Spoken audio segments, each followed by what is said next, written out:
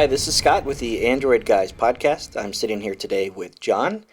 John, it's February, and that means we have maybe another couple of months before we start to see the next release of Android, at least formally introduced, shown off perhaps at Google I/O, but right now it's all rumors, speculation, and early preview stuff is probably going to drop in the next couple of weeks or so. Is there any preview items you'd want to mention? Maybe just something that sounds interesting? For Android 10 or Android Q, whatever it happens to be officially. Right.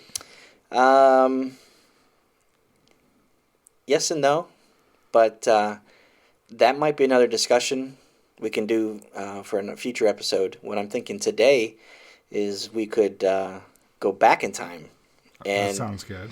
Look at the history of Android releases and talk about some of the things that have come about over the last decade or so as they were rolled out by Google and added to phones at a platform level. So a lot of devices we've seen over the years will perhaps feature a hardware or software feature or option in the device, or introduce something that's, hey, that's really cool and that's a good reason to buy this phone. But a year later maybe, or a generation or so down the road, that might be on all devices. What happens sometimes is Google will just kind of bake that support right into the platform and make it available for pretty much anybody that wants to make phones. Sometimes it's sensors. Somebody will put in a device and take advantage of some kind of really cool technology. It's nice, it's awesome, but then, a year or two later, that's not so special anymore, and it's kind of standardized. And sometimes that gets lost on people. I know people take things for granted, especially if they're, just in the last couple of years getting into their first smartphone. They don't realize some of the trouble that we dealt with in the past and things that we did without. It is interesting when you think about,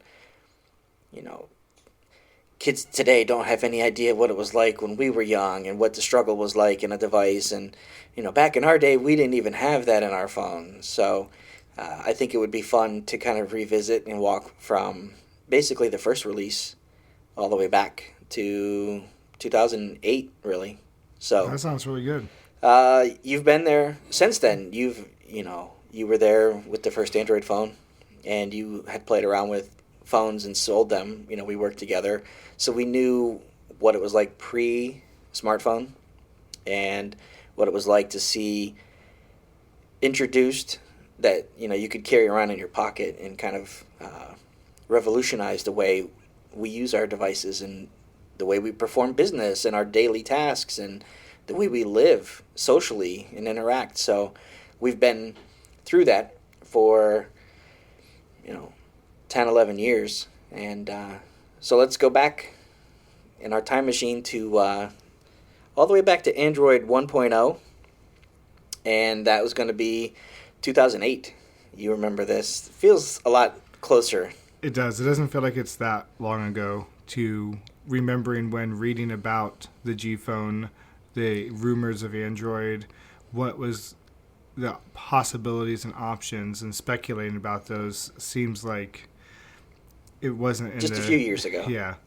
So at the time, Apple had just come out with their phone, the iPhone, and this was 2007, and Google, there were rumors starting to circulate that they were going to maybe do their own phone or do something that was a potential so-called iPhone killer.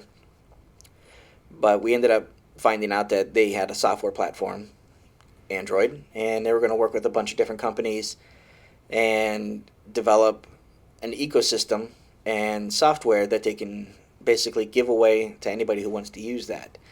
And the promise of the hive mind, more people working together collectively, was going to kind of raise the whole space. Yeah, I think it's similar to the Microsoft model, where Microsoft uses the software, but a lot of partners makes the hardware, Right. and it's allowed them to have a much larger adoption. Mm-hmm. And at the time, I think that model was a really good idea and still is today. And going open source didn't cost anybody any money to say, hey, we're going to try that. We're going to put it on our devices. We don't have to pay to license that. So 2008, we're looking at the T-Mobile G1, the first phone ever to run Android. It was exclusive to T-Mobile, HTC. So this launched and brought about a whole different world of what you could do with your phone. At the time, it was a web browser on a 3.5-inch screen in your pocket, email. It was the first time we saw the ability to watch YouTube in your pocket. Right. Something that we do routinely. Like, that just, it was a big deal that, in 2008, you could watch YouTube or pull up Google Maps and see things, even with a street view. They were at that time starting to take pictures of major roads and cities to kind of see what the address looked like. If you were traveling somewhere, you knew what the house might look like or the business. We also had Android Market, which at the time, today is the Google Play Store. Yeah. But it was the Android Market, and it was where people could go to get their apps. And do you remember the huge selection? Right. It was pretty bare bones in the beginning. There were dozens of apps, and that was really interesting to have a place that you can go directly on your device and see these apps and to look at all of these interesting things that each had its own user, target demographic or use case, or had some kind of interesting thing that you could do because of the hardware that was in your pocket. Do you remember anything specifically? I mean, the G1, obviously, it was a touch display, but for those listening who don't remember, what else was special about that device? Well, it slid off to the side to reveal a full keyboard. Mm-hmm. And so you could have a full screen size. So the size of the device was a screen. Mm-hmm. Unlike the BlackBerries at the time where it was half screen, half keyboard. That was a really nice feature at the time. Had a little roller ball, very easy to get through. And I remember with Android at the time, it was really interesting to have the application launcher. Mm-hmm. So you could scroll up from the bottom. It looked way different, just like that little gray rectangle. But to be able to scroll up from the bottom and to have all your apps and then cleanly and neatly put shortcuts on your desktop wherever you want them. Right. Which was a huge departure from like the Windows OS versions or the mobile, I forget what they call it, but Microsoft's mobile platform at the time, mm-hmm. and even iOS, where they were in the early stages as well, and there's very little customization for apps, and it was a very nice feel to feel like you could really customize mm-hmm. that screen and that device. Well,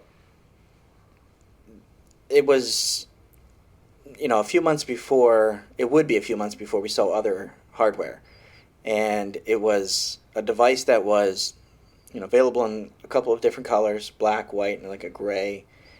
It certainly wasn't sleek or sexy, but it had a lot of promise. But I think it really spoke to a lot of nerds and early adopters of cool tech. Right. The reviews at the time, it wasn't that the device was overly praised. If anything, people criticized it because it had too many forms of input. There was also a trackball. Yes. So for navigation, if you wanted to scroll from, if you're on a web browser and you want to scroll down, you can actually use the trackball. And I think it was everything that the iPhone wasn't at the time. Everybody praised that thing for this, beautiful device that was also very polished UI compared to Android. Yeah. But we started to see different devices, in the couple of months after that, where T-Mobile came out with their next phone. the MyTouch 3G, and then we started to get other devices from Sprint and other hardware manufacturers over the next year or so. So let's jump through some of the major updates that we saw. And keep in mind, as we talk about these, this is not exhaustive. If you go to Wikipedia and look up the Android version history, you're going to see way more things than we talk about here. This could take us hours to go through if we touched on things that were monumental. But what we'll do here is just kind of discuss some of the things that were introduced along the way that gives us the experience that we have today, or laid the groundwork for what we have, and a lot of stuff that we take for granted and or look back on and say, wow, it's hard to remember a time where we didn't have that, or it's interesting to think about a time where that was introduced and we couldn't wait for it. So let's jump right into the next update, 1.5, which was Cupcake. Now, if you followed Android history, you know that they tend to go with platform releases. They name them after something sweet. And, people originally thought they were kind of like desserts, but it's more of like a general sweet thing. But if you wondered why there's no A or B, I believe that's probably alpha and beta releases, or just something that wasn't polished enough to put out. And I know that by having some of these devices for the first year or two, it was almost like we were a beta test audience. It was. Like, you put up with things. If you had a different device, the software updates seem to be, we'll talk here about major ones, like key monumental ones, but along the way you would have like a 0.1 or a 0.1.1 release that would address certain features. Yes. And there were a lot of updates coming very quickly to fix a lot of those problems. In those early days, those first few years, it was moving at an expedient rate to keep up. At the time, there were only a few devices, so we knew that they were device-specific updates. That's right, yeah. If you followed the update or saw that, or if your device received it, not all devices got it, but some things were specifically designed to address this device in the way it handled a certain thing. So 1.5, this was released April 2009, and it added, I think probably the most exciting thing for me was widgets. And this was different than just having a shortcut to an app on your screen.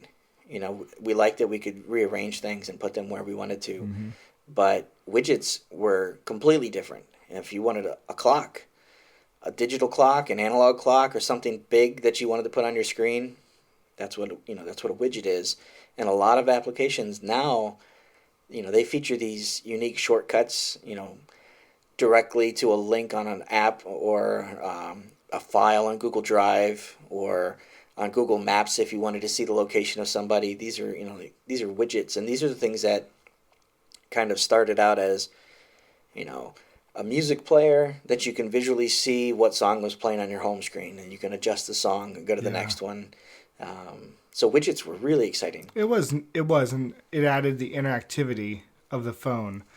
Really to not have to open up the application itself to make changes, or to write pause, play music, mm-hmm. to make a phone call to somebody. It really cut down the number of clicks or presses, taps, mm-hmm. to get into something, which it was a really revolutionary thing at the time. Right. And it took a long time for other OSs and for people to be able to catch up with that type of technology. Well, and for me, I think what I really liked about it is it gave me the ability to make my device uniquely mine. So you pick it up and it feels like what you want. You see what you want. So widgets, big deal. Yeah. What else came about with Cupcake? So Cupcake also had the ability to upload to YouTube, which is amazing at the time. In Picasa, before Google Photos and all that was Google's photo editing and storage platform. Right. And you at this time were able to upload any of your videos that you made from your phone with that display to YouTube, which was incredible. And of course now we can live stream YouTube Right. and Facebook and whatever else. But to be able to do this in 2009 was absolutely incredible. To be able to take something mobile video and to take it out wherever you were and be able to upload it.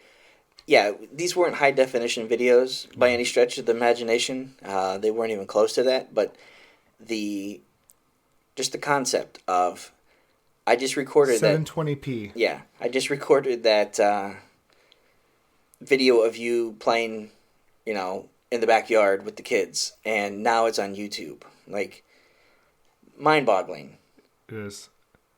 May have been wrong on that. I think 720 came about later. It did. That was the next iteration of the HTC phones. This just says video, yes. Gotcha.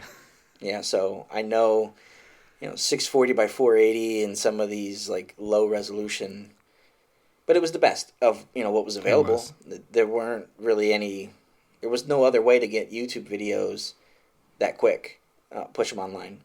We also saw copy and paste in the browser, which was kind of interesting. That's something that we, today we long press and we copy, we paste something, to search, or if we want to copy and highlight and paste it into an email. Like, that was just something that, until then you couldn't do.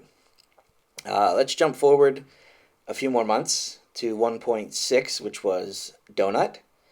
And so this was September of 2009. So about a year after the first phone, and started to kind of hit its stride. We're just about to see things really change. This is a few devices on the market.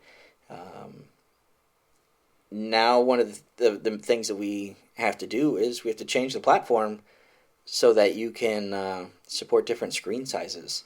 That's a big deal. That is a big deal. Like, right. Hardware vendors coming out to make phones both with a wider screen, a more narrow screen, different aspect ratios. But the OS was originally designed for the G1. Right. And there had to be an adaptation available so these other devices will be able to come out and have more compatibility. Mm-hmm. And getting back to the point earlier, some of these things were baked in by the hardware vendor. And they went around and said, okay, we're going to kind of change these things. It's open source code, so we're going to adopt and adapt, and we're going to make it so that our device works anyways. But these are things that were rolled into Android so that other companies don't have to worry about it. So what else did we get with 1.6? Well, we were also able to start using the Android market to sort between your paid and free apps. Because before everything was free, because that payment system really wasn't put in place yet, to be able to have paid apps, to have the whole checkout process and everything else. So this was now an opportunity for developers to monetize off their applications. Mm-hmm. And that's something that, it was a completely different mindset for people to, they went a year or so and were doing these apps that were free, and everybody was just, let's just throw different things out there and make it. But now if you come out and say, hey, wait a second, we get 1 million users, or we get 500,000, and these people spend $1 on this, we can start to make some serious money off of that. And Google started, they took like a 30% share of that. But if you could get out there and you realize that Android, was no longer this wait and see if other companies get into it and other carriers get into it, if they start to really, flock to the platform, it's a really big audience. And we know now, like, there's billions of devices, millions of applications, Right. so it's a different world today. But this was, a decade ago, that, less than 10 years ago, that you couldn't even get an app that you paid for, so definitely take that for granted. Yeah. Let's jump just a little bit further. Now we're into October 2009, and Android 2.0 and 2.1, which followed closely after. And keep in mind, there are some small updates that come along the way, but this was huge. This was the arrival of the Droid from Verizon and Motorola.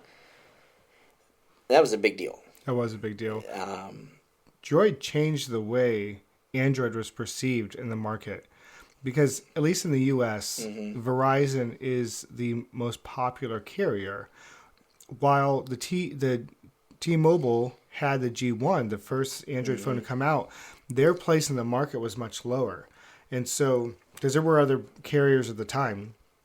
So it really didn't hit the population the same way.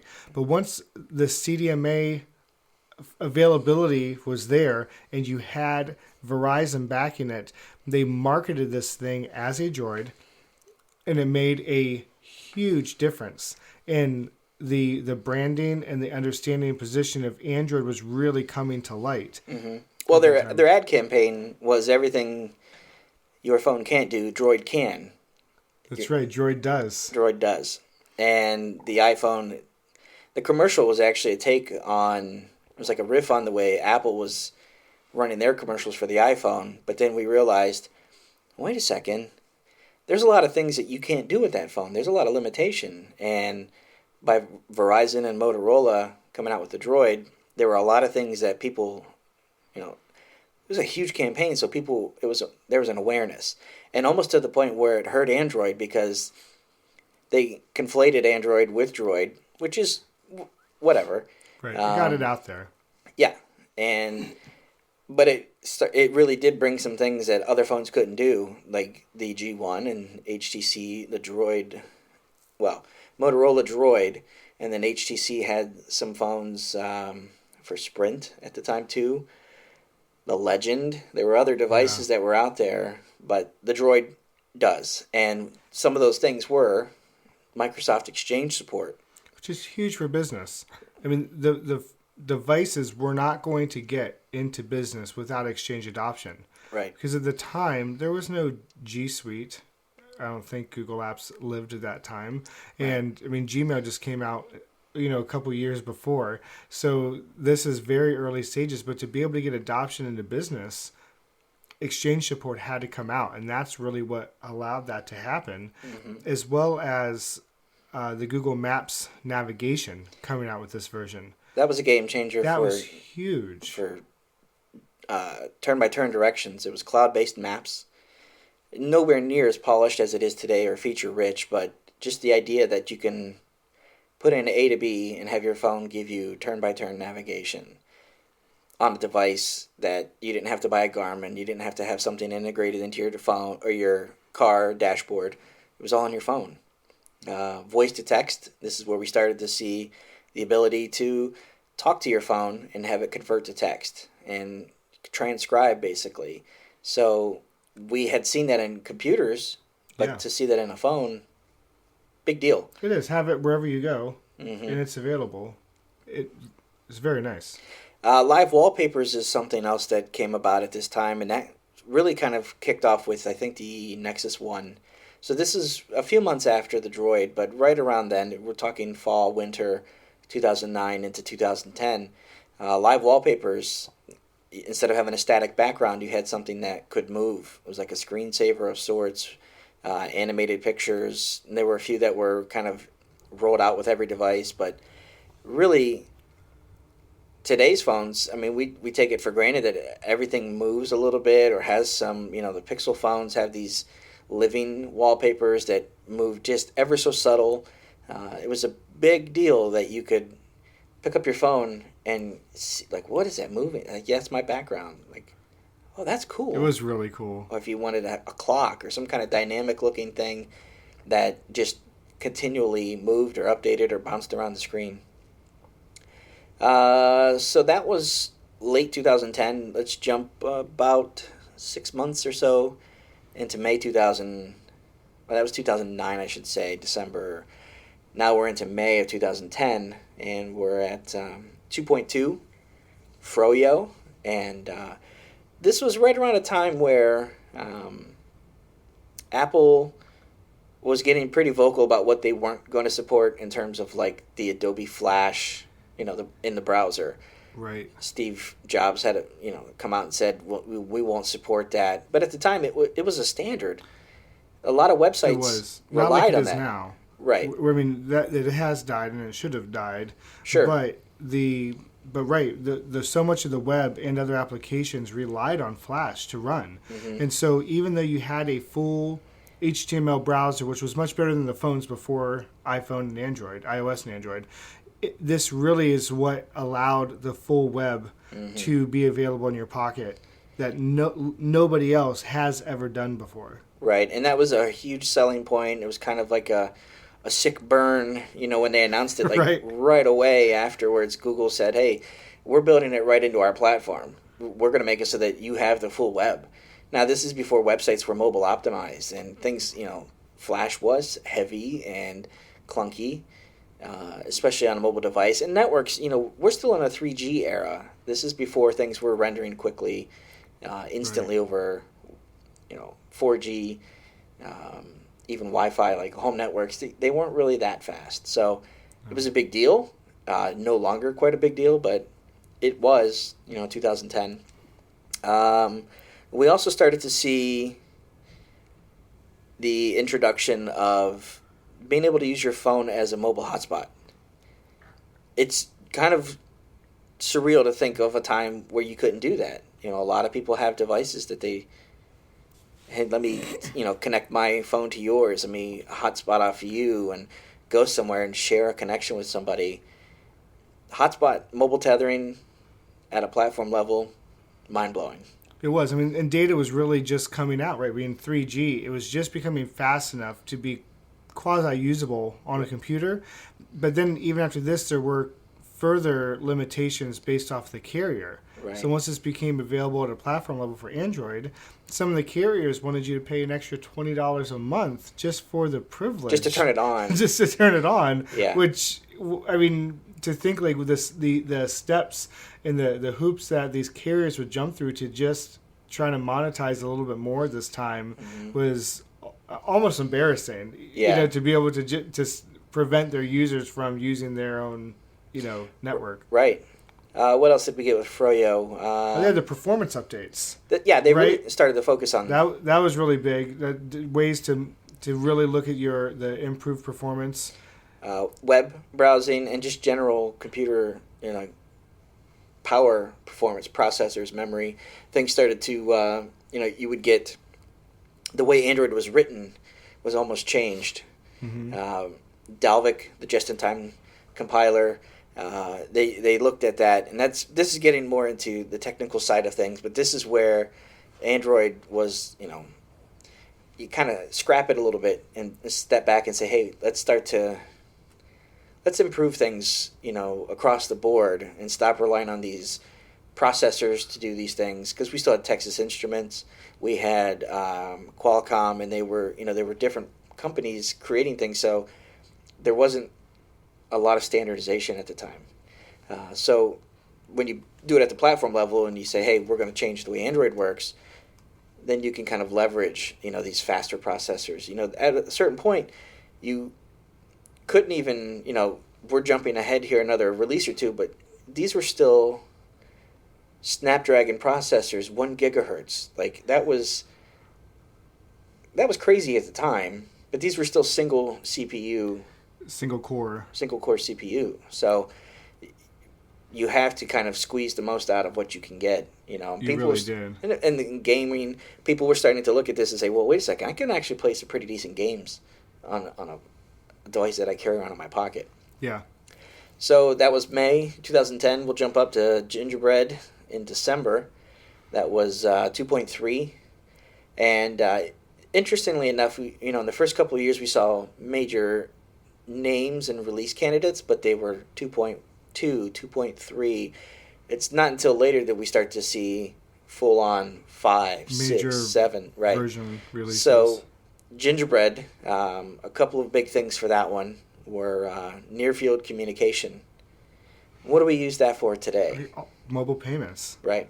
Without that, we wouldn't even have the Google Wallet or Google Pay, right? Apple Pay. I mean, it took Apple a long time to really get that available in their hardware, but to be able to have at the time they had Android Pay, and even from your watch, you can do that now. Yeah. And so that NFC was enabled at this point of the platform in 2010, but while it may not be a front-facing Right. item, the technology has really changed the way that we live. And looking back, that seems longer ago to me than Android 1.0, 1.5. Like some of the stuff feels like, oh man, I've relied on this longer and I've used it more, and I maybe take for granted more some of this stuff. But yeah, it wasn't until the end of 2010 that was a sweeping change to Android.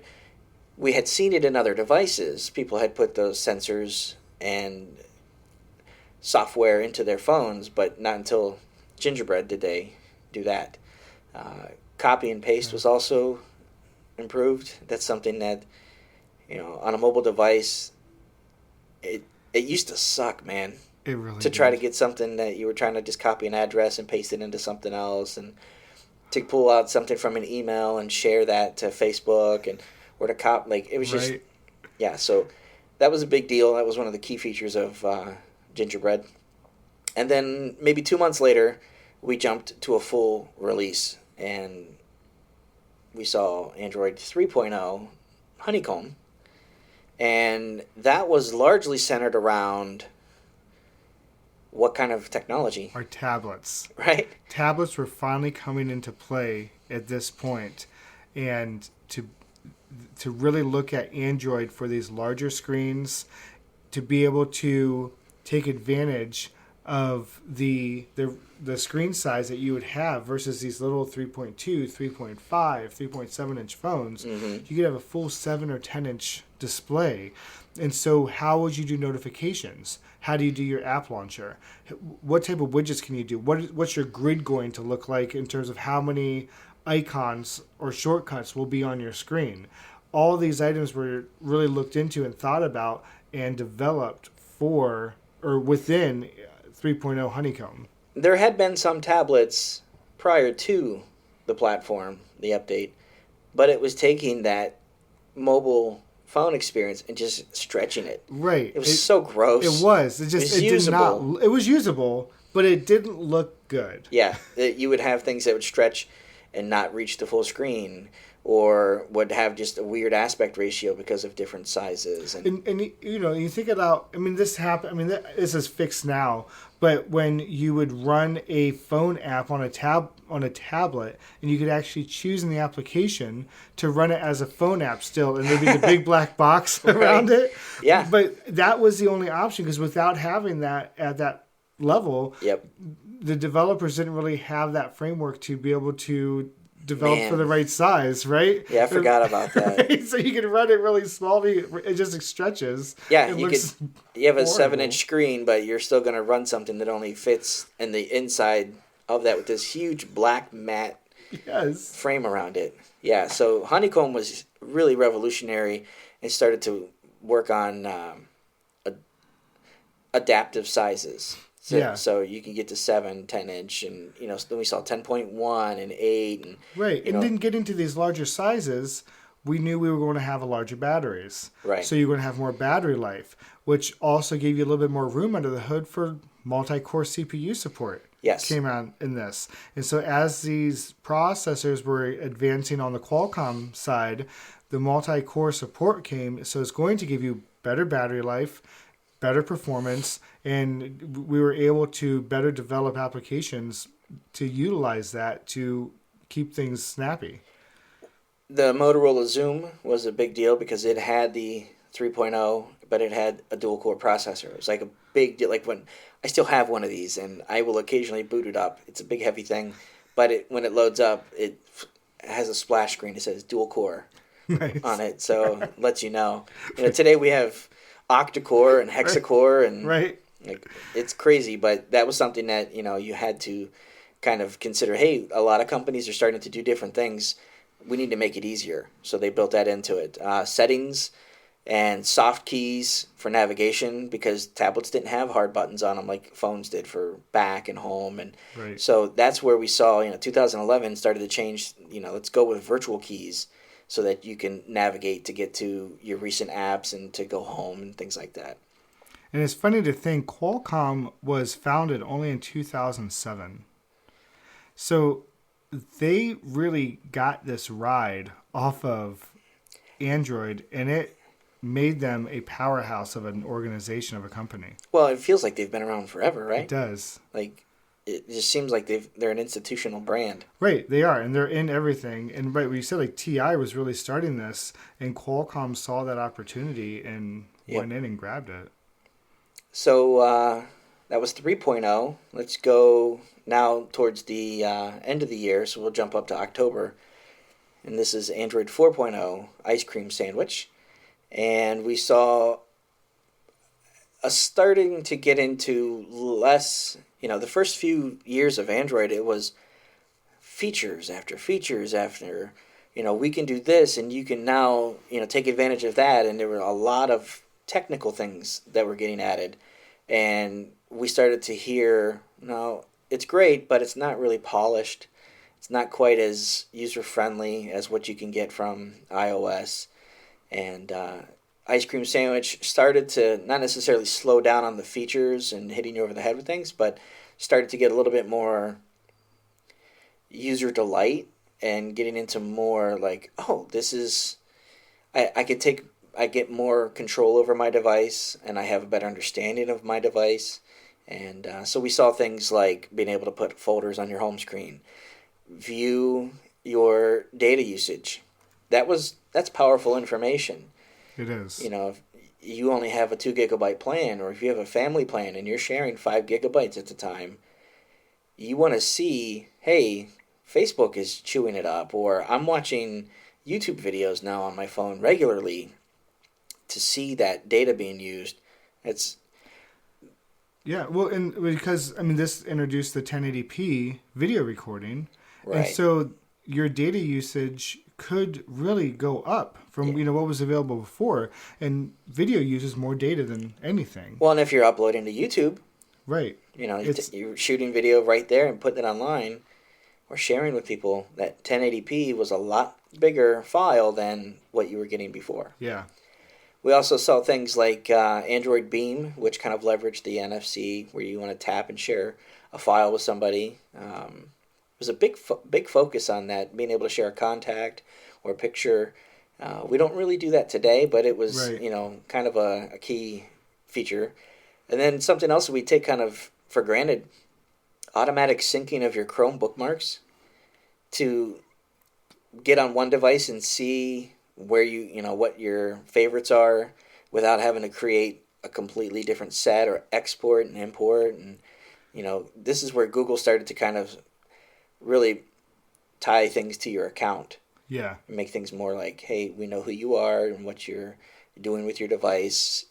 We have a sense of what kind of information you're going to seek, you're going to use, and that kind of pushes forward into the next release, which is Jelly Bean 4.1, and that's in July 2012, and that's where Google Now kind of, built off of that. We know you, we know your account, we have an idea of what you're going to look up. We know, it was getting to be instant results for things. Yes. And Google Now was kind of like, we have today on our smart displays and Google Home Hub, and all of these things where Google basically is your digital assistant. And Google Now was kind of the groundwork for go in there and see, oh, here's the weather without you having to look up the weather. Yeah, Google Now took what you wanted, your location, and would look up your news, your calendar. It would bring all that stuff into one place, very similar to the Assistant now. It's kind of an option under the Assistant. But Jelly Bean had that available within there, which was great for mobile because that's where you did so much of your quick searching. Mm-hmm. So there was a lot better data there. And this is where, which I always just liked it because it sounded funny, was Project Butter, and to give you that buttery smooth quickness. Right. But Google continued to develop under the hood, and this was a huge change in some of their architecture to be able to speed up the device and really make it quick and easy, which allowed one of the other features, the actionable notifications. Right. So now it wasn't just a static notification to tell you what was happening, what was going on, but you could do something with it. You could respond, you could reply. You can say, I want to, not just get rid of this notification, but, I want to click on this and, give some make an action off of that. So that's, we're 4 years into Android devices basically. And up until then, you couldn't really, you'd get a text and you had to open up your message app and reply. But now you can actually, from your drop down, reply to somebody. Hey, I'll be there in a few minutes. Right. Where are you? I'm on my way.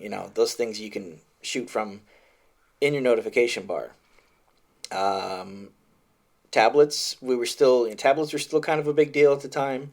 So we saw multiple user accounts. So you could actually, if you had a shared tablet in the house, that you could have your stuff, and then you can log out or share a different login for your kids, your spouse, coworker. Like you can create support for multiple users. And then one of the things that isn't necessarily something we use too often, but this is where we saw the beginning of, like today, when you put your Pixel on the Pixel stand, you've got, it starts to pull up your pictures or your ambient display. At the time, they called it Daydream. And right. That was your, almost like a screensaver. It was. Yeah, there was some options by having a screensaver on there, some other very minimal notifications, but it kind of took your device and, hey, I'm going to dock this item. And so now I'm just going to have my clock show. Mm-hmm. I'm going to have it, so I'm not really putting this to a phone mode. It's going to sit in this dock. It's going to charge. And it kind of gave you just a different experience from your regular phone.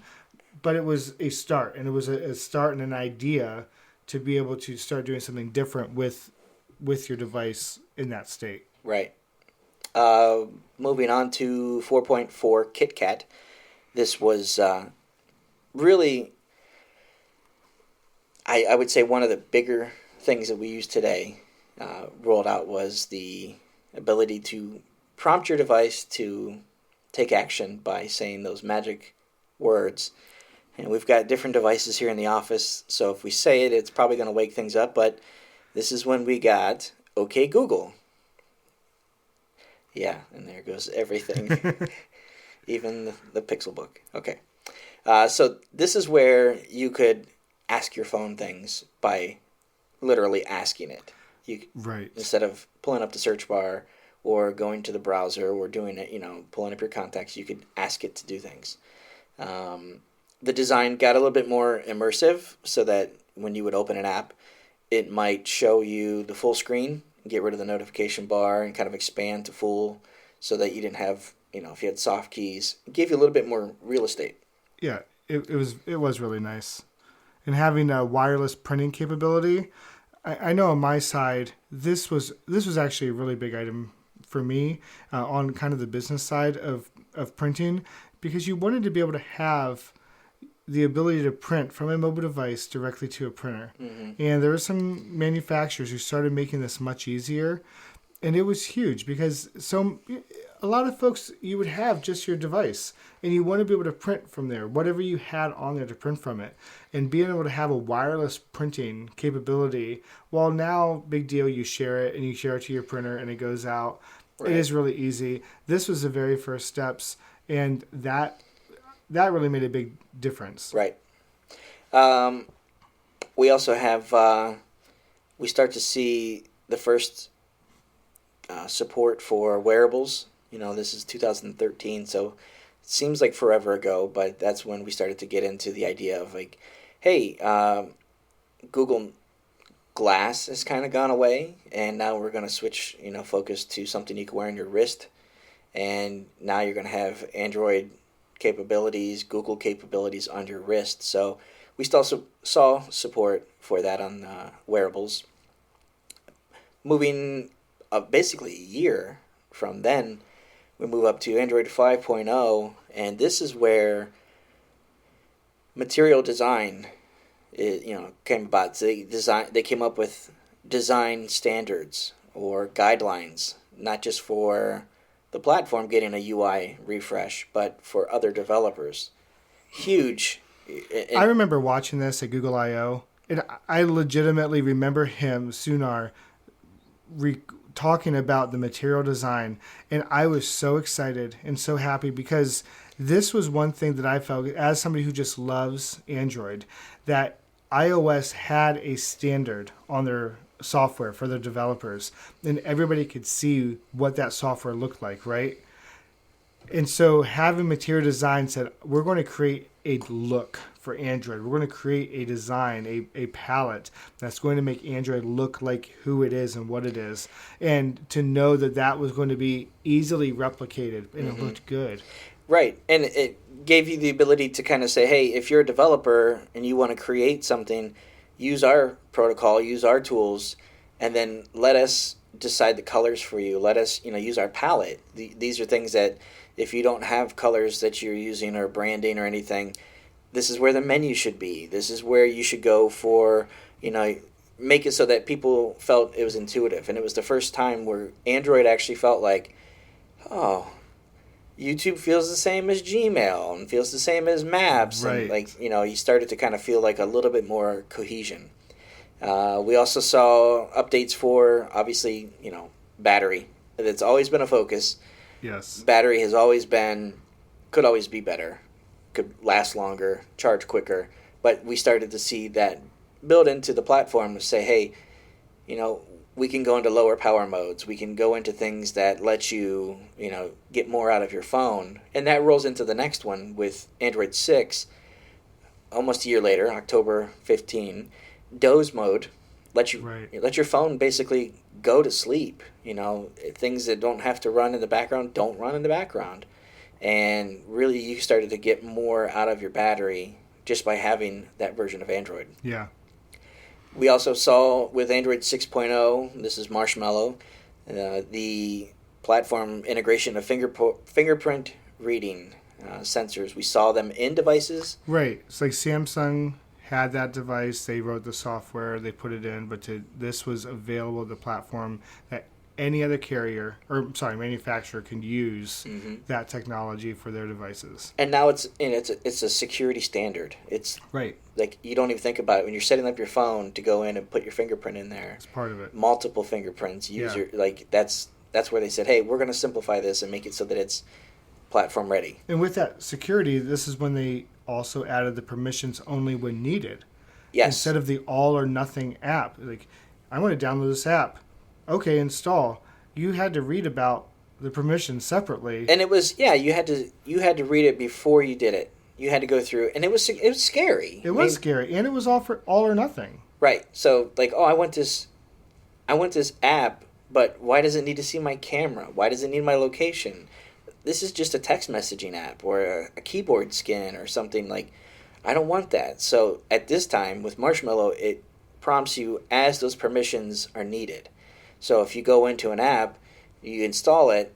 The first time you go in to use a feature that says, hey, we want to use your camera.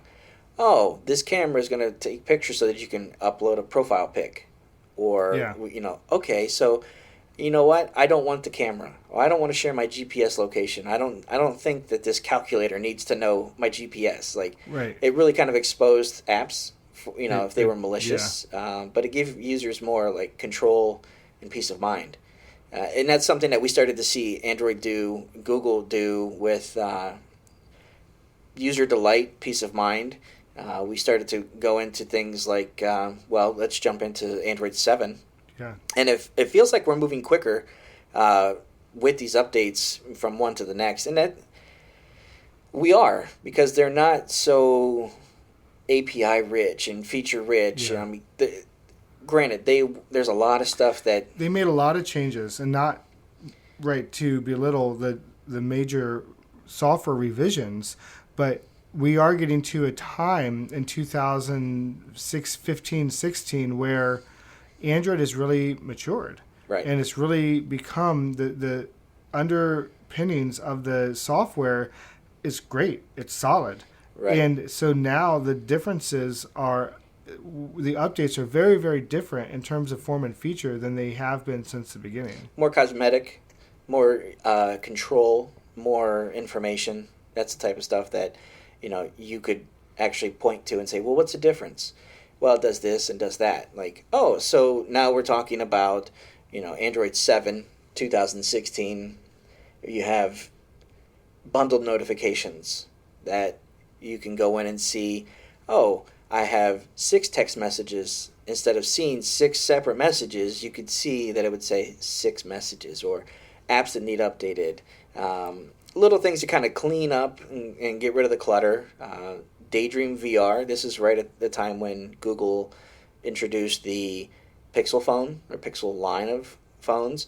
So we started to go from Google Cardboard and VR. So now you're looking at the ability to, get into VR games and movies and things without having to spend hundreds of dollars or thousands of dollars and be a developer to play with Oculus. And Right. you can actually just put your phone in there, sit back and watch YouTube, wherever. Yeah. VR is kind of, it's everywhere today, but, just a few years ago, it was kind of like, hey, we need to kind of standardize that.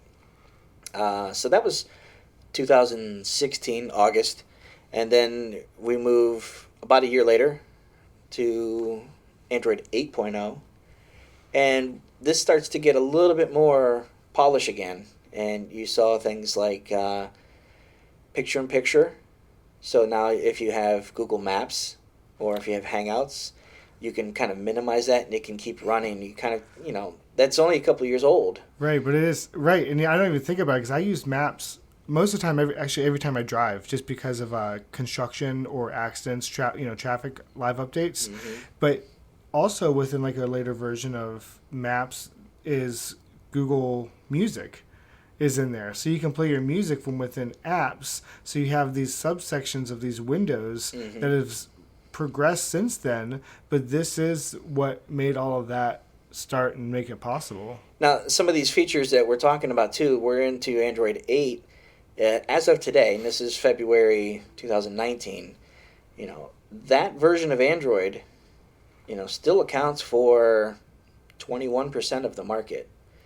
And the stuff that we talked about, the 7.0, the Nougat, that's 28%.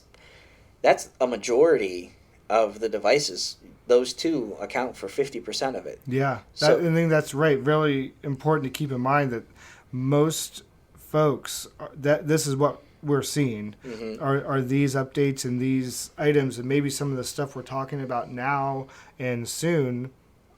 A lot of people don't see yet. Yeah, and that's where, security updates and patches and fixes and things are important, but not so much of, hey, I need Android 8 because it has this. Like, now it's user delight. Now it's something where people are saying, oh, that would be really nice. Or, It is, right. Android, like instant apps. Yeah, it's happened. I've used it, Mm-hmm. Because it was available, but it's not anything that's going to change my life. It's not anything that's like, oh man, I'm so glad it's available now. Right. And they're neat, but yeah, it's not the same. Now the Google Play Protect, I do appreciate that. Right. To look at and scan all of my apps on my device before they're downloaded to make sure they're safe. And even if they're outside of the Google Play Store, Right. to constantly run and check, make sure that what you have is safe. Autofill login. Now this is one that I kind of like. And if you haven't had this and don't have Android 8 or later, and keep in mind, a lot of people don't even know what version of Android they have on their phone. Right. Sure, there's a huge vocal group of people who care so much about software updates and features, but there are people who may not even understand that their phone can get an update. But autofill for login, if you have this on your phone, it's really nice. It's kind of like Chrome keeps track of your usernames and passwords. You can have this so that, like, if you log into, say, Twitter or PayPal on your phone, it keeps those credentials so that you can actually hop from phone to phone, and it keeps that, hey, we know you've set up a new device, but now you don't have to remember your password. Like, we can keep track of that stuff. Updates, Project Treble, that's where we start to get the promise of quicker updates. And keep in mind, too, Google is starting to seed out these developer previews and early looks of their software prior to these formal announcements. So companies have the ability to go in, developers and OEMs, to kind of play with the software before it's officially announced. That's different than the way it was years ago, where it was just, hey, it's ready, it's out there, deal with it. Get your software, get your updates. And that's where people would complain, well, I've got the Galaxy S3 on Sprint and I don't have my update. Well, I've got it on T-Mobile and I do have it. Well, what's the difference? And like that's a whole mess. But this kind of is a big step towards faster and easier software updates. It is. And what is one of the items I see here as a feature is adaptive icons? Yeah. I'm honestly not sure what that is. So it's a pure cosmetic thing. Okay. When you look at your phone, your icons, some of them are circular, some of them are square, some of them are ovals. Some of them, there's a teardrop one on your Pixel phone. What it does is it will give the developer, it will make it a circle for you if you have all circles. If you have it set up to be squares, it will adapt the icon so that you have a more consistent UI when you open your app drawer. So purely cosmetic. But it makes it look... that makes sense. I remember the apps could look, without a right theme, could look totally different based off of the developer because how the app itself was made. So I'm showing you mine. I've got the teardrop looking shape to mine. And see how they all have the same? Yes. And it takes advantage of... Yeah, so that's the adaptive. It's kind of cool. I'll show you where to change that on your phone here after we finish recording. Thank you. So that's 8. Now we're up to Android 9, which is the most current version of Android. And that is Pie. And that came out officially last year, August 2018. And that brings about a lot more user control information and user delight. So things like automatically adjusting your brightness, automatically adjusting your battery, automatically knowing what you're probably going to do with your phone. When you open up the app tray, it's got the apps that you're most likely to use at that time. I love that. I know it's stupid and it's small, but I know most of the time if I'm out or a certain time of day and I pull up from the bottom, it is pulling the app that I'm probably going to use. Yep. And I have paid attention in other parts of the day. It is not there. Yeah. I just think it's incredible. Mine shows Starbucks every morning because it knows right. that I'm likely to order. I didn't want to say that, but that's what mine does too. It's great. It's okay. But yeah, it'll also know, like with your app slices and app actions, so that it'll know like, hey, let's just do a quick Uber ride to get home. Or it'll automatically know, hey, you're probably about to text your wife about this time of day. You tend to have conversations. So you'll see these things in your app tray. When you open it up, it's like, hey, how did you know that I'm going to probably navigate home from here? Right. Every evening, for my smart lights, a lot of times I'll change the brightness or the colors, and it's always there in the evening. Same here. Mine tends to open up IMDb because I love to read trivia and news and things for movies. That pulls up at the end of the day. It's always got Pokemon Go for me. When I go in to pull up at the end of the night, I tend to keep an eye on my Wi-Fi because I have a teen son who likes to stay on his phone late at night. So I'll go in there and I'll see, it'll pull up the controls from my Wi-Fi. So a lot of little things that pull up right in there. So it's Google knowing you. It takes that assistant one step further of, hey man, this is somebody who knows me better than I know myself. Right. And they took that a step further with digital well-being. Right. That, I feel, is just a good move for any of these large companies to be able to say, yes, you use your device all the time. It's easy to use it. But we're going to not only give you an option to tell you how often you're using it, but to pause that app each day after so much usage so you can get away from maybe being on social media or whatever too often, too long. To set restrictions or to know, just to purely know, wow, I spent an hour and a half on Reddit on my phone.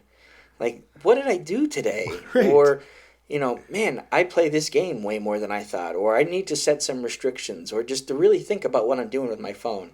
Just because I have this thing doesn't mean I have to use it. Wow. How many times a day did I open my phone to check notifications? Yes. These are little things that they've almost gone 180 degrees in the wrong direction. And just because you can doesn't mean you have to. And, at dinner time, we have kind of a soft rule of no phones at the table. and I try to do a thing where no phones at a certain point when I go to bed at night. Right. But it's hard. But if you start to set these things up and change the way you look at your life, you get into these habits, and that's knowledge and that's power. So that's kind of where we are today. Is with Android 9. That's more of a polish, very very cohesive, especially if you have a stock Android. That's a different discussion. Right. But if you have the things set up the way Google intends, the latest and greatest of what your phone can and should do, it's really much improved over the years. And if you kind of come and go with your Android phones and dance back and forth between iPhone and Android and iOS, it's always refreshing to hear people come back every couple of cycles or every generation or two and say, "Wow, I really like this," or "This is really cool," and I this wasn't here the last time I had my phone. And so it's really important to get these updates. And if your phone has them, obviously try to search for them, install them. It's a completely different podcast to talk about why some people don't like updates and what happens with them and whatever. But if you have the chance to try out some of these features, definitely. And you can go to AndroidGuys.com and check out history to see some of these things we talked about. And you can also go to Wikipedia. You can do Google searches. You'll find tons of websites that will tell you some of the favorite features or some of the hidden gems and things that come with each of these releases. And it's a fun trip to go through memory lane to go down this rabbit hole with you. It is. It's kind of surreal sometimes to think about things that we couldn't do or didn't know were coming. But it's been fun to kind of go with this and now realize, oh man, I can't go back to, if I had to, I wouldn't go back to anything older than 6.0 or 7.0. Like there's certain things that I really rely on, that have only been around a couple of years. John, anything else you wanted to add to that before we wrap it up? Taking the time to look through this is really exciting, and it makes me remember how much better Android's become. And obviously, it's the largest ecosystem in the world, and it's hard now to say, well, now that it's the biggest and arguably a better platform for most people. It was fun when you would see all these changes, but it also is exciting to see where we're going to go next with the later versions, and if Google is going to stick at 10 or if they're going to keep going down through the alphabet, and what it looks like next. After that, what are the changes are going to be made, and how is the AI going to really make a difference? I think those are going to be fun things to see in the future. Well, and that's a lot of the stuff that as they rolled it out, you look back and say, oh yeah, that wasn't something I ever thought about that I needed. So it's kind of hard to guess what I don't need today, but I'll be really happy to use a year from now or 2 years from now. Some of that stuff, the hardware is outpacing needs. It's how do we do the experience? Pretty much any mid-range phone is going to get through almost everybody. A lot of people want flagship phones, but a bigger swath of users are content with entry-level, mid-range phones. And that's where you're going to find some of the software updates and some of the things, the Android 6, 7, 8, still floating around out there. But as we've seen, the updates are getting better, less crucial to have them. So it's okay to stay with that, as long as you're getting your software updates for security fixes and malware and Google Play Protect and things like that kind of watch your back for you. But Agreed. I'm anxious to see what happens with 10 and beyond. All right. Well, thanks for chatting. Yeah, dude, this was interesting to go down 10 years worth of software updates and major releases. So that's going to wrap it up, I think. For John and myself, I want to thank you for listening. If you have anything feedback-wise that you want to submit to us, feel free to email us at podcast@AndroidGuys.com. We appreciate you listening. If you haven't had a chance, subscribe, and that would be anywhere you normally listen to your shows. Could be Google Play, Stitcher, iTunes, Pocket Cast, wherever. We would appreciate that you subscribe and share us. If you found us at all interesting or fun or informative, let somebody know about it. We would appreciate it. See you guys. See ya.